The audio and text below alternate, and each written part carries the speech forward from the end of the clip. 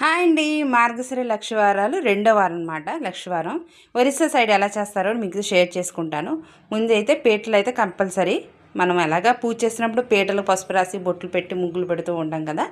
నేనైతే అలాగే పీటలను శుభ్రంగా కడిగేసుకున్నాను. పసుపు రాసి బొట్లు అయితే పెట్టేస్తున్నాను. నేను ప్రతిదీ కూడాను మీతో క్లియర్గా నేను షేర్ చేసుకుంటాను. వీడియో కనుక నచ్చితే లైక్ చేసి సబ్స్క్రైబ్ కూడా చేసుకోండి. తప్పకుండా సబ్స్క్రైబ్ చేసి నాకు సపోర్ట్ చేస్తారని అనుకుంటున్నాను.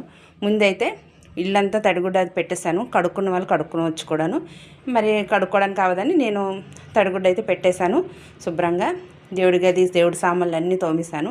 ముగ్గులు వేయడానికి మనం బియ్యం పిండి అలా వాడతాం కదా, అలా కాకుండా ఇక్కడైతే బియ్యం నానబెట్టుకొని ఆ తడి బియ్యాన్ని బాగా మిక్సీ చేసుకొని మెత్తగా దాన్ని మనం ముగ్గులు వేసుకోవాలన్నమాట.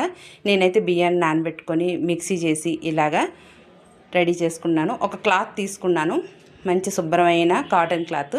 దాంతో ముగ్గులు వేసుకోవాలి.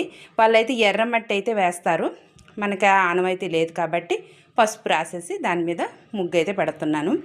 మాది ఒరిస్సా అండి. ఒరిస్సాలోని ఇలాగే మనం శ్రావణ శుక్రవారం ఎలా చేస్తామో వాళ్ళు ఇలాగా మార్గశిర లక్షవారాలు చాలా బాగా చేస్తారు. చాలా బాగుంటుంది కూడాను. ఇంకా చాలా మంచి మంచి డిజైన్స్ తోటి ముగ్గులు అయితే వేస్తారు. నేనైతే ఇలాగే ఈ బియ్యంతో రుబ్బిన పిండి ఉంది కదా, దీంతో ఇలా ముగ్గులు అయితే వేసేస్తున్నాను. నెక్స్ట్ ఇంకా పూజ అనేది ఎలా చేస్తారనేది కూడా నెక్స్ట్ వీడియోలో షేర్ చేసుకుంటాను. వీడియో నచ్చితే కనుక లైక్ చేసి సబ్స్క్రైబ్ చేసుకోండి. Bye bye.